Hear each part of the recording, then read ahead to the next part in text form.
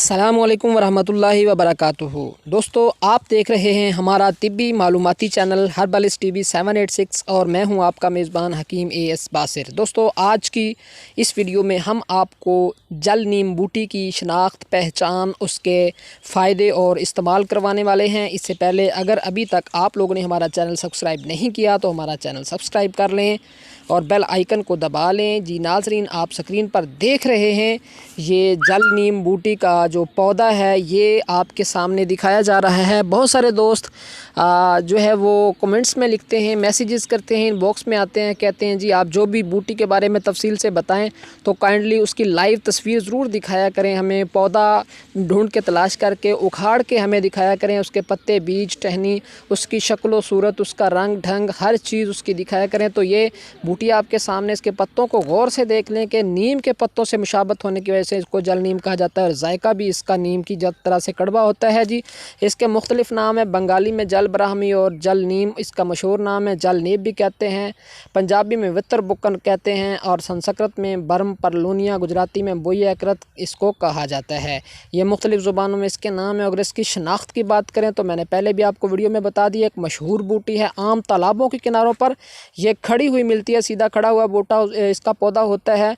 बहुत से लोग इसको ज़मीन पर बिछी हुई कहते हैं, लेकिन इसकी एक किस्म जो जल ब्राह्मी है वो बिछी हुई होती है, लेकिन जो जल नीम का पौधा है वो इस पर खड़ा हुआ मिलता है। इसका जायका बहुत कड़वा होता है, खाने से कै हो जाती है।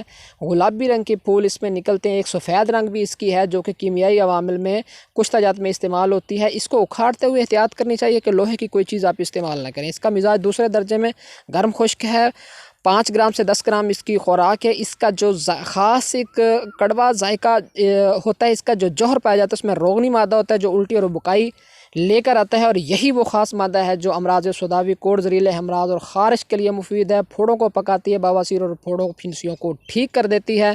जल नीम के आसान मुजर्रबात अगर हम बयान करें तो इसमें अमराज सीना में आप जल नीम बूटी 6 ग्राम को लेकर 100 ग्राम पानी में 3 घंटे रगड़ कर बगैर छाने पिलाया जाए तो दमा, फेफड़े का बलगम निकालने में मुफीद है। बलगम को दस्तों के ज़रिए खारिज कर देती है। अगर कमज़ोरी महसूस हो तो घी खालिस गाय के एक दूध के अंदर जो है वो एक डालकर 1 चम्मच पिलाएं तो इससे क्या दस्तों भी आने का खदशा होता है, लेकिन इससे आपकी कमज़ोरी दूर हो जाती है। ख़राबी खून के बारे में अगर हम बात करें तो जल नीम बूटी 5 ग्राम मर्च सफ़ेद शहद सुबह को पानी में घोट कर छान कर पिलाएं। सफ़ेद दाग जिसे फुलहरी कहते हैं, खारिश, जहरीले अमराज का कामयाब इलाज है।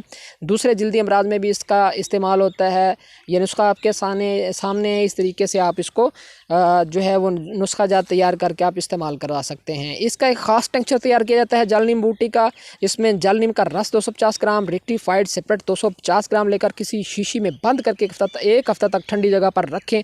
10 दिन के बाद किसी मोटे कपड़े से छान लें। 5 कतरे हर 3 घंटा बाद पिलाने से बलगम और सौदावी अमराज दूर हो जाते हैं। यही जो टेक्सचर है, शहद 1 चमचा के साथ 5 बूंद मिलाने से पेट के दर्द को फ़ायदा होता है और यही 5 बूंद टेक्सचर जल नीम मक्खन में लेने से बड़ी हुई तिली को आराम आता है। आंवला का रस या शीरा 25 ग्राम 5 बूंद मिलाकर इस्तेमाल करने से हैज़ा में इसको आराम आ जाता है। तो गाय के दूध की जो लस्सी होती है 250 ग्राम से टेक्सचर जल नीम 5 ग्राम बूंद मिलाकर इस्तेमाल करने से फोड़े और फिंसी को ये मुफीद है। इसी तरह 25 ग्राम टेक्सचर जल नीम धनिया जो है वो 5 बूंद मिलाकर इस्तेमाल करने से जिस्मानी कमज़ोरी को ये फ़ायदा होता है।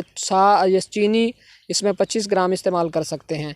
तो इसी तरह जल नीम की ये आपकी शिनाख्त हमने करवा दी। आज की बहुत ही कीमती जड़ी बूटी है, बहुत ही नायाब जड़ी बूटी है। आप जहाँ भी मिले इसको हासिल कर लें और इस्तेमाल करें और इसके फ़वाइद जो हैं वो आप देखें कि एलोपैथी बड़ी से बड़ी मेडिसन और एंटीबायोटिक से भी ज़्यादा ज़ोर असर है। मैं उम्मीद करता हूँ कि ये वीडियो आपको पसंद आई होगी। इंशाल्लाह नई वीडियो के साथ दोबारा से आपकी खिदमत में नई बूटी के साथ हाज़िर होंगे। तब तक के लिए इजाज़त। अस्सलामु अलैकुम वरहमतुल्लाहि वबरकातुहू।